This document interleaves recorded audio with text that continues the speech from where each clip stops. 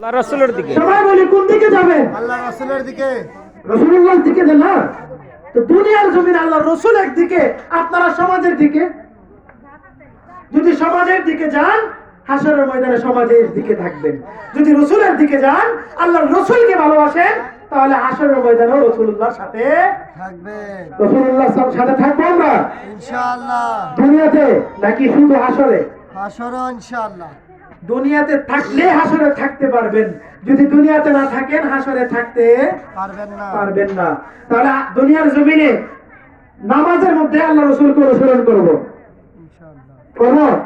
জি কি বলেন, করব? জি। টুপি আল্লাহ রাসূলকে অনুসরণ করব।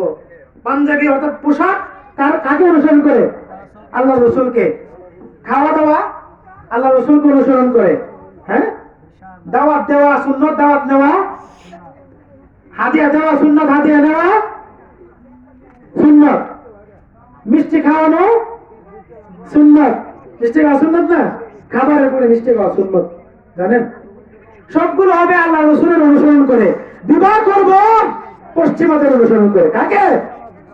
বিবাহ কাকে অনুসরণ করে করব? পশ্চিমাদেরকে। বিবাহ কাকে অনুসরণ করব? হিন্দুদেরকে। বিবাহ কাকে অনুসরণ করব? সমাজকে। ঠিক কিনা বলুন? না। কি বলেন, ঠিক না? জি না। তাহলে বিবাহ দেখি ইনশাআল্লাহ আগামীতে। এখন যারা আমরা এই আলোচনা শ্রবণ করতেছি এবং এই সমাজের মানুষ যারা আছেন, যারা সমাজকে লিড দেন, যদি আপনারা যদি চাপ দিয়ে কোনো বিবাহ অনুষ্ঠানে যদি এমন কুরুচিপূর্ণ রীতিগুলো করার জন্য বাধ্য করেন, মনে রাখবেন কাল কিয়ামতের ময়দানে আল্লাহর রাসূল আপনার কলারে ধরবে আর আপনাকে ধরে বলবে যে কাল আজকে দুনিয়ার জমিনে তোমার জন্য আমার একটা সুন্নাতকে আমার মুসলমানরা অর্থাৎ আমার আশিকরা বর্জন করার জন্য বাধ্য হয়েছিল, যাও আজকে তোমার জন্য আমার কোনো সুপারিশ নেই। কাল কিয়ামতের দিন আটকে যাবেন আপনি। তো ইনশাআল্লাহ নিয়ত করি বিবাহের কুরুচিপূর্ণ রীতিগুলো থেকে আমরা বিরত থাকবো ইনশাআল্লাহ। ইনশাআল্লাহ। নাম্বার 1 কি ছিল? ভুলে গেছেন নাকি? সৌন্দর্য। আমরা বিবাহের জন্য যখন বউ দেখতে যাব, ভাই বন্ধক নিয়ে নয়, ঘরের মহিলারা যাবে। আমার মা বা বোন সে যাবে একজন বা দুজন। পাল বাইন্দা মনে করেন এক দল বাইন্দা 12 জন 14 জন খেলার টিম, যেমন ভারত আর বাংলাদেশ যেতেছে বিশ্বকাপ খেলতো, বাংলাদেশ থেকে 12 জন বিশ্বকাপ খেলতো। এক দলে কয়জন থাকে? 11 জন প্লেয়ার আর 4 জন থাকে কি এক্সট্রা। 4 জন কয়জন থাকে? 4 জন এক্সট্রা থাকে আর 11 জন হচ্ছে কি প্লেয়ার। তাহলে এই 15 জন যায় কোথায়? ভারতে কি খেলতে? বিশ্বকাপ। আর আমাদের জামানার আমাদের এই সমাজে বউ দেখতে যায়, কি দেখতে যায়? বউ দেখতে যায় প্লেয়ার বিশ্বকাপ খেলতে। কয়জন? 15 জন। ভাই বউ দেখতে 15 জন যেতে হয়। 15 জন বিয়ে করবো ভাই, বিয়ে করবো আমি, নিকাহ করবো আমি, আমি তবে বেশি থেকে বেশি আমার মা পাবো, বাস। স্ত্রী দেখবো, বউ দেখবো। এখানে দল বেঁধে ফুটবল খেলার টিমের মতো যাইতে হবে এমন কোনো কথা নাই। এটাও একটা কুসংস্কৃতি এবং বিদআত। এটাও একটা বিদআত। আপনারা শুধু মনে করেন চুমু দিলে বেদাত হয়, মিলাদ ক্যাম্প করলে বেদাত হয়, এটা করলে বেদাত হয়, ইবাদত করলে বেদাত হয়। আরে পুরো বেদাত দিয়ে সমাজকে সাজাই ফেলছি আমরা, পুরো বেদাত দিয়ে সাজাই ফেলছি। এগুলো কেউ বলে না, হুজুরও বলে না, সমাজ নেতারাও বলে না, কেউ বলে না। মজাই তো লাগে, ভালোই তো লাগে। কি বলেন? যে ঘরে যাচ্ছেন একটা মেয়েকে যদি দেখতে যান, যদি 5 ঘর থেকে আসে দেখতে, 15 জন করে যদি আসে, এই মেয়ের বাপকে জিজ্ঞাসা করিয়েন, এই মেয়ের ফ্যামিলিকে জিজ্ঞাসা করিয়েন তার কতটুকু কষ্ট হয়েছে। আবার দেখে দেন 500 টাকা 300 টাকা দিয়ে আসেন। খাই আইছেন 17,000 টাকা আর দিচ্ছেন 500 টাকা। অবল সব আমাদের কুরুচিপূর্ণ আমাদের আচার। আল্লাহ আমাদেরকে হেফাজত করুক। তাহলে বিবাহ দেখার জন্য, বউ দেখার জন্য 2 জন বা 3 জনের চেয়ে বেশি যাব না। তারপরে কি বিবাহের অনুষ্ঠানের মধ্যে চলে আসি। অনেক ছিল কিন্তু আসলে এত সময় নাই বিস্তারিত বলার। তারপরে বিবাহের মধ্যে মানে কাট করি না, কাট ওই যে দাওয়াত দেয়, যে দাওয়াত কাটে লিখে রাখে ওই গায়ে হলুদি মুখ দিন আর বরযাত্রী মুখ দিন, বৌভাতায় মুখ দিন। বৌভাতাও নাই ইসলামে, বৌভাতাও নাই, বরযাত্রীও নাই, গায়ে হলুদও নাই, তিনটা নাই। কিন্তু আমরা বৌভাত কোন শব্দ বাংলা ইসলামে নাই, বৌভাত কোন নাই, বরযাত্রী নাই, নিয়ে কি না গায়ে হলুদ নাই। আর এখন যদি বলি বিবাহ মানে কি, গায়ে হলুদ, বরযাত্রী, বৌভাত, এই তিনটা। কাটে কাট যে করে কাট, দাওয়াতি কাট, যেটা করে দাওয়াতি কাট, এই কাটে এই তিনটা ভিতরে তার কিছু লেখে, জিনা এই তিনটা ভিতরে তার কিছু লেখে, লেখে এই তিনটা ভিতরে তার কিছুই লেখে না, অথচ এই তিনটাই নাই।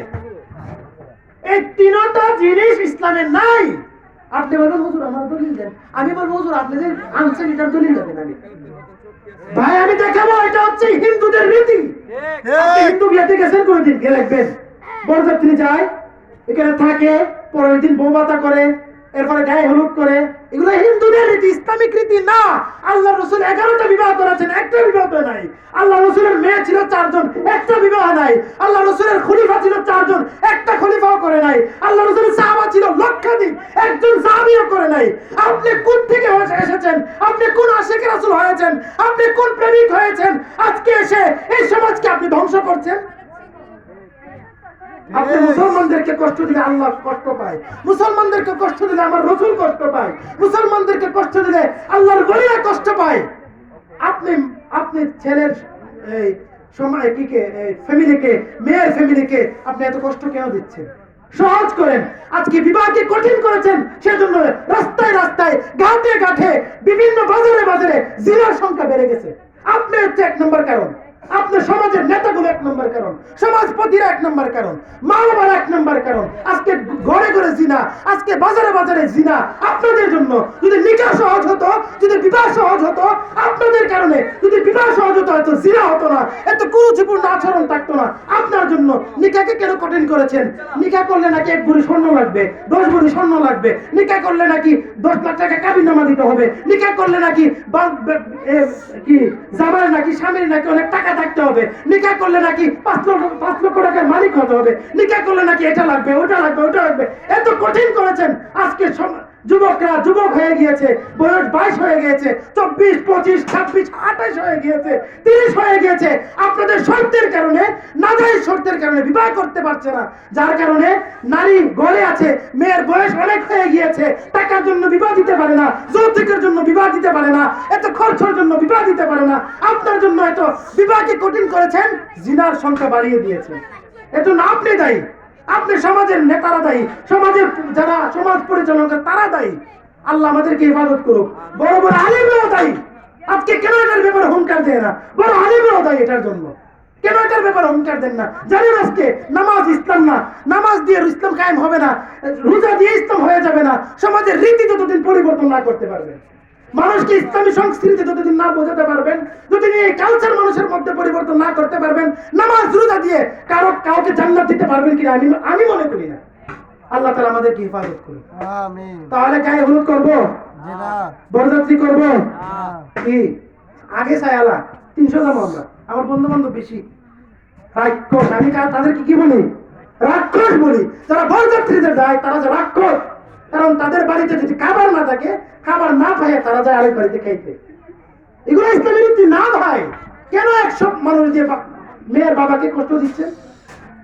আপনার বন্ধু বাড়িতে না খাওয়ান, ইসলামের রাখছে তো রীতি। আসেন, ইসলামের রীতি কিছু রাখছে, অনুষ্ঠান তো করতে নেই, গুরুত্ব খাওয়াইতেন, খাওয়ান, দেখি কিভাবে খাওয়াবেন।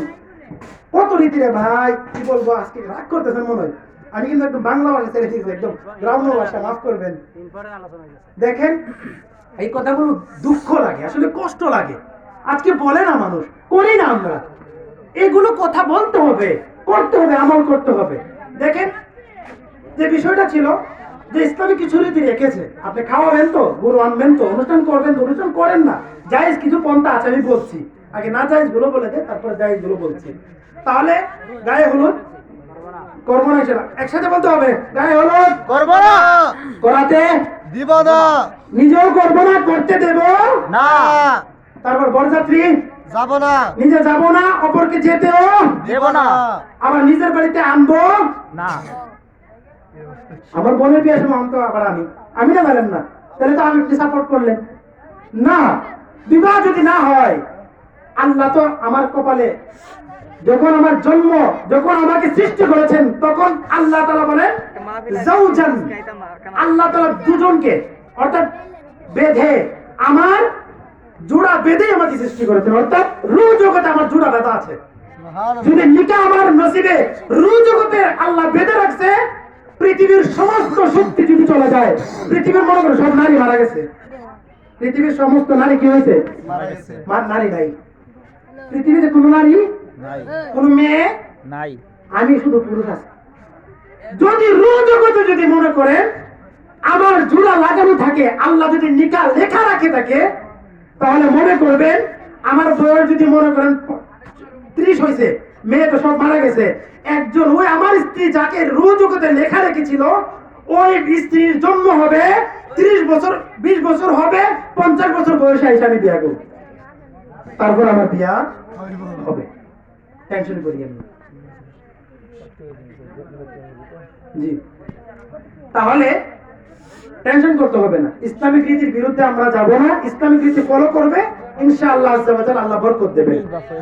তারপরে দেখেন আর কয়েকটি কথা, দেখেন কয়েকটি কথা আমি